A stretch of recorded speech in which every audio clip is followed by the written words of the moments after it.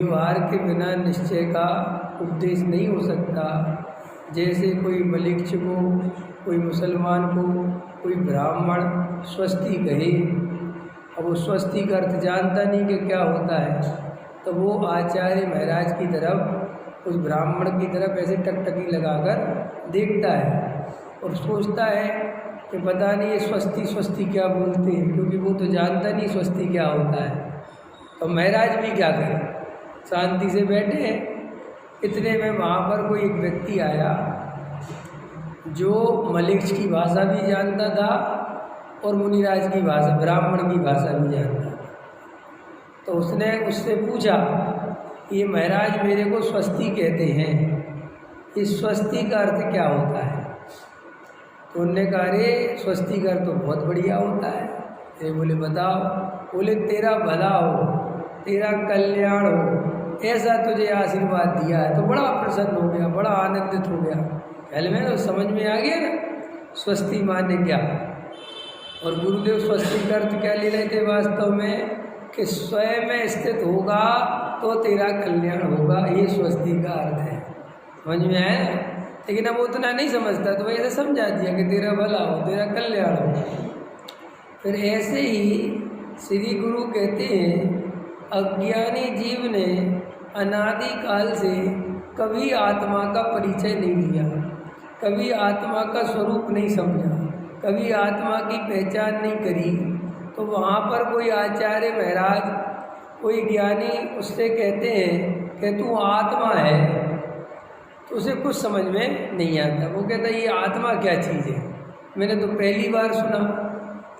तो फिर वहाँ पर कोई दोनों नयों का ज्ञाता, निश्चय नय का भी और व्यवहार नय का भी, तो वो उसको उसी की भाषा में समझाता है कि मनुष्य आत्मा, तुम मनुष्य हो ना, तुम ही आत्मा हो। ये जो चींटी मच्छर मक्खर चलते फिरते हैं ना, ये आत्मा है। ख्याल में देखो ये कुर्सी तो नहीं चलती, तो उसको ये भाषा समझ में आती है। तो ऐसा व्यवहार के द्वारा उसे आत्मा समझाया जाता है। लेकिन वो ऐसा ही आत्मा मान ले तो गड़बड़ हो जाएगी।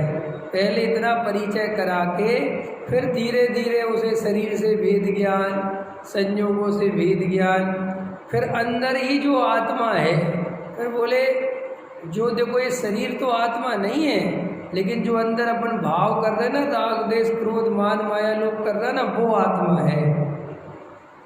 ये शरीर नहीं करता क्रोध मान मान। तो उसने कहा अच्छा चलो, फिर और ऐसे समझाया, फिर और आगे समझाया कि ये क्रोध मान माया लोभ भी आत्मा नहीं है, ये तो आत्मा के विकारी भाव हैं, ये तो आत्मा में सदाकाल नहीं पाए जाते। आत्मा तो ऐसा स्वरूप है ही नहीं। देखो सिद्ध भगवान के राग देश नहीं है ना, तो ये आत्मा का स्वभाव नहीं है। तो फिर और समझाया कि आत्मा का स्वभाव क्या है। तो बोले जो जानना, देखना, ज्ञान, दर्शन, वीर्य, सुख, आचरण, ये जो गुण है ये आत्मा है। तो ये भी समझा रहे थे गुरुदेव कि ये भी आत्मा है क्या। ये तो भेद करके समझाया, आत्मा में ऐसा भेद भी नहीं है।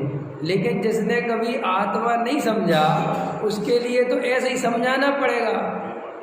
तो भेद करके आत्मा समझाया और फिर उसको कहा कि अब ऐसे आत्मा को जानो, अब ऐसे आत्मा को देखो।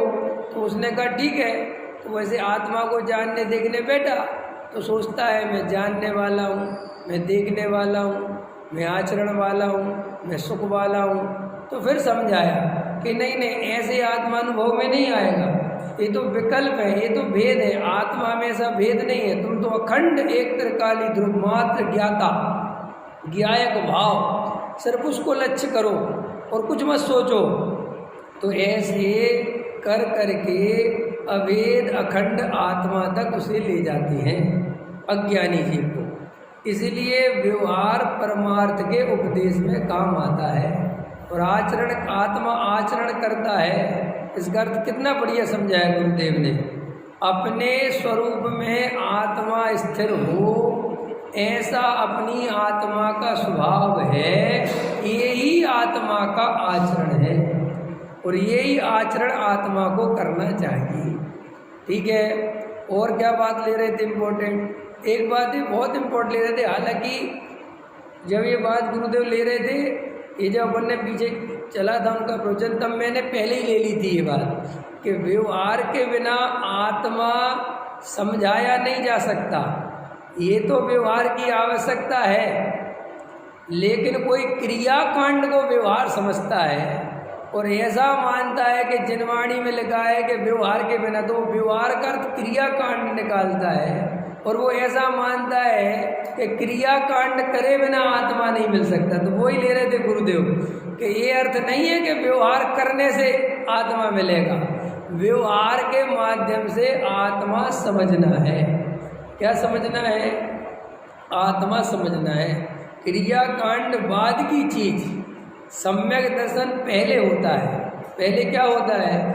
सम्यक दर्शन पहले, वेद विज्ञान पहले। अरे भाई, अगर आचार्यों पे भरोसा है तो आचार्य भगवंत अपन से क्या कहते हैं? यह जीव आज तक 4 गति परिभ्रमण जो कर रहा है, इसका केवल और केवल एक ही कारण है कि इस जीव ने कभी वेद विज्ञान नहीं किया। और वेद विज्ञान माने क्या? अपने शरीर, संयोग, कर्म, वाणी, द्रव्य कर्म, भाव कर्म, इनसे भिन्न जो ज्ञायक भगवान आत्मा है, भिन्न माने भेद, भेद करके कभी आत्मा को नहीं जाना, ये ही उसका संसार है। भाई इतनी सी बात। कोई ग्रंथ में ये लिखाओ ना भाई साहब, ये लेके आओ, कोई ग्रंथ में लिखाओ कि ये जीव 4 गति में इसलिए घूम रहा है, इसने क्रियाकांड नहीं पाला, लेके आओ, एक ग्रंथ लेके आओ। मैं एक ग्रंथ लेके नहीं आ सकते तुम जिसमें ये लिखा हो इस जीव ने अनछना पानी पिया इसलिए 4 गति में घूम रहा है। असली बात है कि इस जीव ने कभी मूल में भेद विज्ञान नहीं किया। आचरण तो क्रिया का अनंत बार हुआ, मंदिर तो अनंत बार बनाए, पूजा भक्ति अनंत बार की, लेकिन भेद विज्ञान नहीं किया।